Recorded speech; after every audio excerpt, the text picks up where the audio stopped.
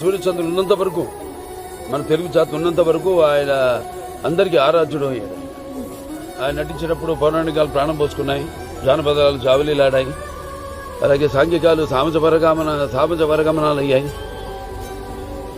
పద్యం పదులెక్కింది, పాట నాటు నేర్చింది, కళమ్మ తల్లి కన్నుల పండుగ చేసుకుంది, కలకలలాడింది, గలగల నవ్వింది. అనే నటనలో మరి ప్రపంచంలోనే అనితర సాధ్యమైన పాత్రలు ఎవరు చేయలేని పాత్రలు.